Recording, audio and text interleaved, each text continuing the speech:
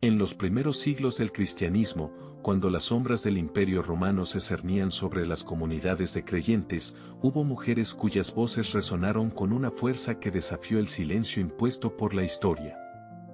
No eran reinas ni santas canonizadas, sino mujeres comunes que, con su fe y su coraje, tejieron los hilos invisibles que sostuvieron la iglesia naciente. Una de ellas fue Priscila, mencionada en el Nuevo Testamento como una de las primeras maestras de la fe, junto a su esposo Aquila. En su casa de Corinto, donde Pablo encontró refugio, se reunían los creyentes para escuchar las enseñanzas del apóstol. Priscila, con una sabiduría que trascendía su tiempo, corrigió con delicadeza pero firmeza al elocuente Apolos, un predicador de gran influencia, para que su mensaje fuera más preciso.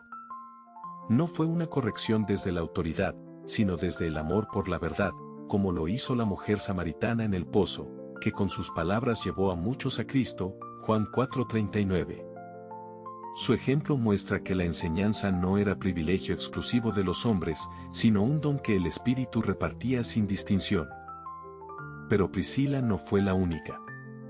En Efeso, otra mujer, Lidia, una vendedora de púrpura, abrió su hogar y su corazón a Pablo y sus compañeros. Su generosidad no era solo material, sino espiritual. En su casa se oraba, se compartía la palabra y se fortalecía la comunidad.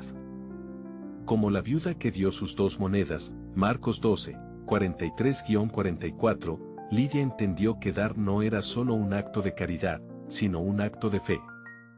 Estas mujeres no buscaban reconocimiento, pero su legado perdura en las páginas de la historia, como el perfume que María derramó sobre los pies de Jesús, Juan 12:3, un aroma que nunca se desvanece. La historia de la fe no se escribe solo con nombres de hombres. Entre las sombras de los apóstoles y los concilios, hubo mujeres que, con su silencio o su voz, moldearon el cristianismo primitivo. Prisca, la esposa de Aquila, tejía más que telas, tejía redes de fe en las casas de Corinto. Su nombre aparece antes que el de su esposo en las cartas de Pablo, un detalle que no es casualidad. En un mundo donde las mujeres eran invisibles, ella era una columna. Y luego está Febe, la diaconisa de Cencreas, la primera mujer mencionada en el Nuevo Testamento con un título eclesiástico. Pablo la recomienda con palabras que resuenan como un decreto divino: ayudarla en todo lo que necesite, porque ha ayudado a muchos, y a mí mismo. No era una simple servidora, era una líder. Pero la historia oficial las borró. Como el río que arrastra las piedras, el tiempo las fue ocultando. Hasta que, siglos después, alguien encontró sus nombres grabados en los márgenes de los manuscritos. En los primeros siglos del cristianismo, cuando las sombras del Imperio Romano se cernían sobre las comunidades de creyentes, hubo mujeres cuyas voces resonaron con una fuerza que desafió el silencio impuesto por la historia. No eran reinas ni santas canonizadas, sino mujeres comunes que, con su fe y su coraje, tejieron los hilos invisibles que sostuvieron la iglesia naciente. Una de ellas fue Priscila, mencionada en el Nuevo Testamento como una de las primeras maestras de la fe, junto a su esposo Aquila. En su casa de Corinto, donde Pablo encontró refugio, se reunían los creyentes para escuchar las enseñanzas del apóstol. Priscila, con una sabiduría que trascendía su tiempo, corrigió con delicadeza pero firmeza al elocuente Apolos, un predicador de gran influencia, para que su mensaje fuera más preciso. No fue una corrección desde la autoridad, sino desde el amor por la verdad, como lo hizo la mujer samaritana en el pozo, que con sus palabras llevó a muchos a Cristo, Juan 4:39. Su ejemplo muestra que la enseñanza no era privilegio exclusivo de los hombres, sino un don que el Espíritu repartía sin distinción. Pero Priscila no fue la única. En Efeso, otra mujer, Lidia, una vendedora de púrpura, abrió su hogar y su corazón a Pablo y sus compañeros. Su generosidad no era solo material, sino espiritual. En su casa se oraba, se compartía la palabra y se fortalecía la comunidad. Como la viuda que dio sus 2 monedas, Marcos 12, 43-44, Lidia entendió que dar no era solo un acto de caridad, sino un acto de fe. Estas mujeres no buscaban reconocimiento, pero su legado perdura en las páginas de la historia, como el perfume que María derramó sobre los pies de Jesús, Juan 12:3, un aroma que nunca se desvanece. La historia de la fe no se escribe solo con nombres de hombres. Entre las sombras de los apóstoles y los concilios, hubo mujeres que, con su silencio o su voz, moldearon el cristianismo primitivo. Prisca, la esposa de Aquila, tejía más que telas, tejía redes de fe en las casas de Corinto. Su nombre aparece antes que el de su esposo en las cartas de Pablo, un detalle que no es casualidad. En un mundo donde las mujeres eran invisibles, ella era una columna. Y luego está Febe, la diaconisa de Cencreas, la primera mujer mencionada en el Nuevo Testamento con un título eclesiástico. Pablo la recomienda con palabras que resuenan como un decreto divino, ayudarla en todo lo que necesite, porque ha ayudado a muchos, y a mí mismo.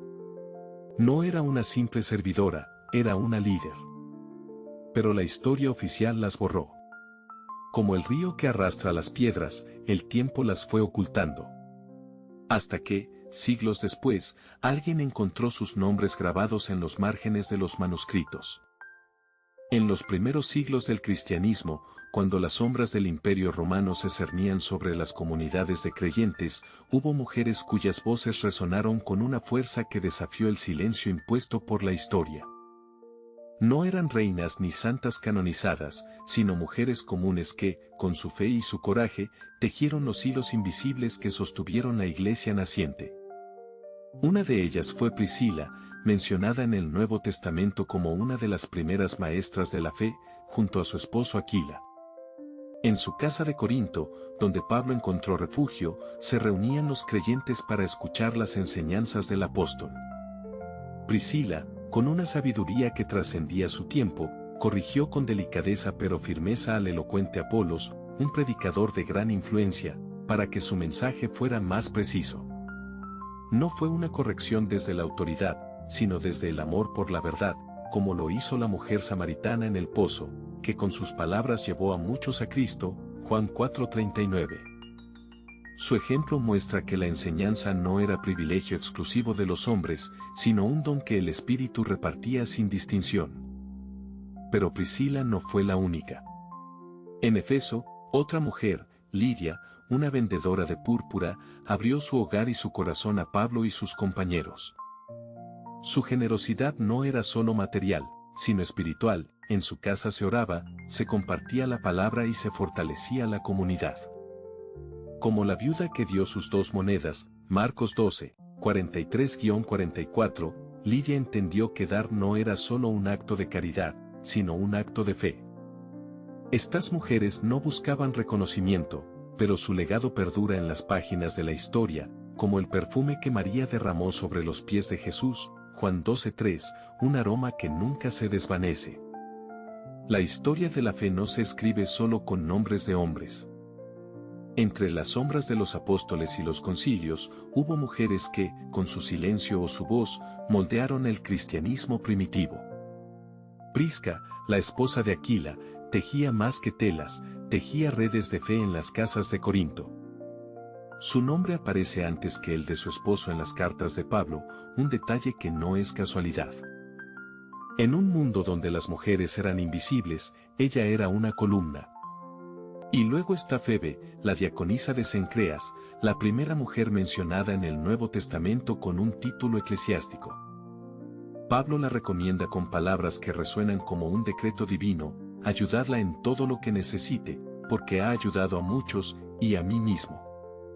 No era una simple servidora, era una líder. Pero la historia oficial las borró. Como el río que arrastra las piedras, el tiempo las fue ocultando.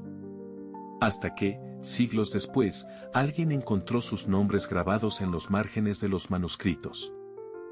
En los primeros siglos del cristianismo, cuando las sombras del Imperio Romano se cernían sobre las comunidades de creyentes, hubo mujeres cuyas voces resonaron con una fuerza que desafió el silencio impuesto por la historia.